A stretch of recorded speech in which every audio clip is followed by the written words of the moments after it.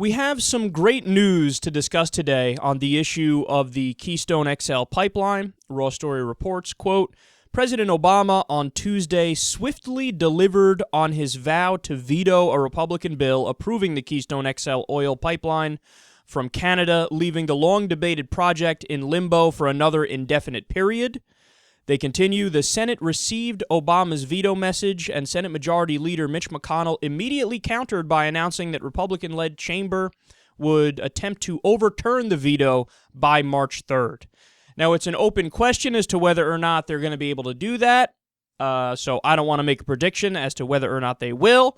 All I can say for sure is that the Keystone XL pipeline isn't totally dead and gone, although it is on the ropes. And boom, Obama did the right thing. And I'm very happy that he did the right thing here. And this is adding to the list of second-term achievements.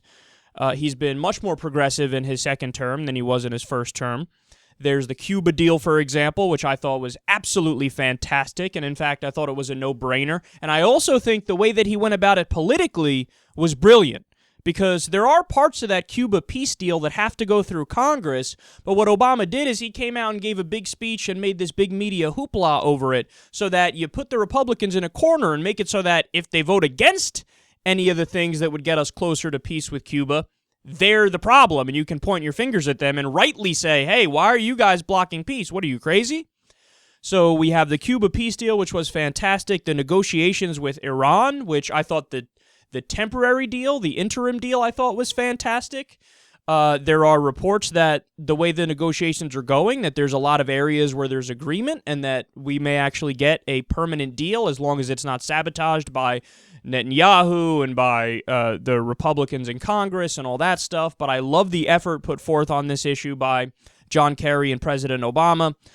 We also have Obama, of course, pushing now for paid sick days, and he had some other great progressive priorities in his State of the Union speech. And the immigration executive order is another thing that I give him 100% credit for. I think it was he did it in the most brilliant way in the sense that he made sure to stay within the lines of what he's able to do as a unitary executive without going through Congress, and he, in essence, copied George H.W. Bush and Ronald Reagan so as to make it so that his defense is, when the Republicans attack him, oh, great, you're coming after me, you're also going after Reagan, and you're going after George H.W. Bush, so by all means, go after your own saint, emperor, hero of Ronald Reagan, because that's what I did. So the way he crafted that was brilliant. The aggressive nature of what he did was brilliant.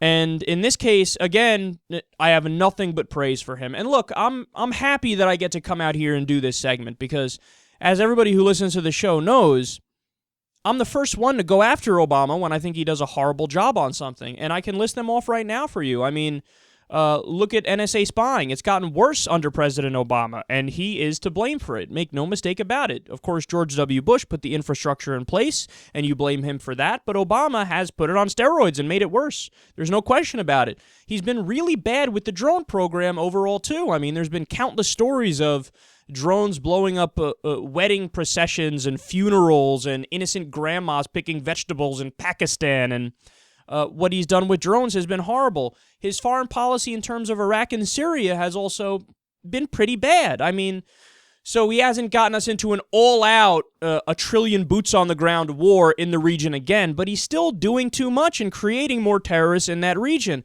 and I'm going to go after him for that. Guantanamo Bay is another area where he could have vetoed the NDAA, which authorizes the funding for Guantanamo. He threatened to veto, but he didn't. He caved.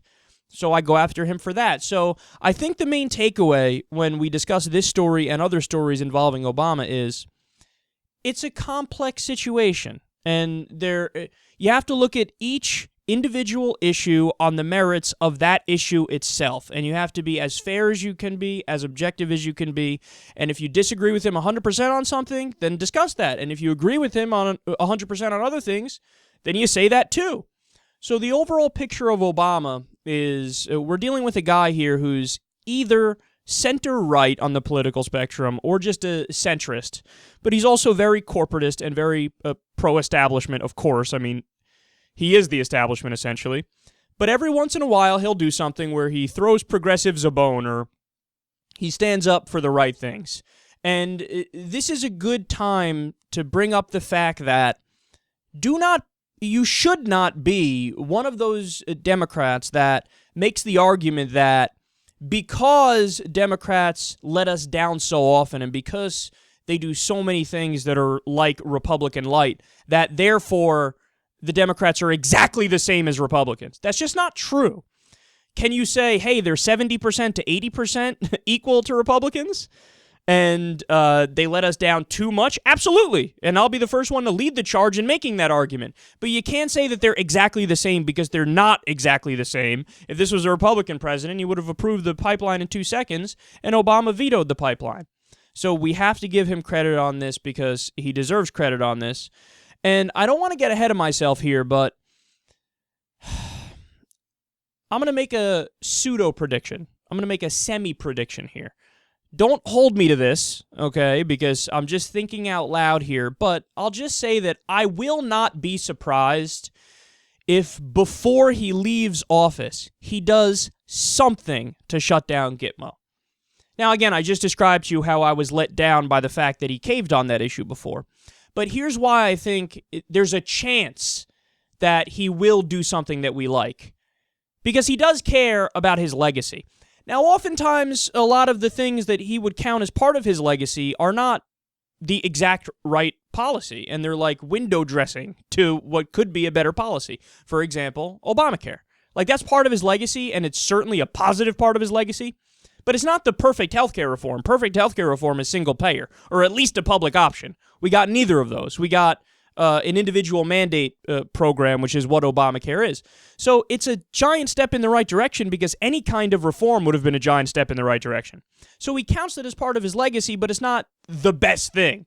By the same token, Dodd-Frank, okay, we got some financial reform after the subprime mortgage crisis and the Great Recession, but it's not perfect. In fact, there's tremendous loopholes in there, which make it not good legislation. We rip it all the time. I mean, we didn't even bring back Glass-Steagall after the subprime mortgage crisis and the Great Recession when that should have been thing number 1 on the list. So again, he can check off the box of historic healthcare reform without really doing the perfect policy. So you always see things like that where he's trying to add to his legacy and he's counting those things towards his legacy. And what I think is, when the history books are written, he doesn't want to have it, under his section that he failed to shut down Guantanamo Bay.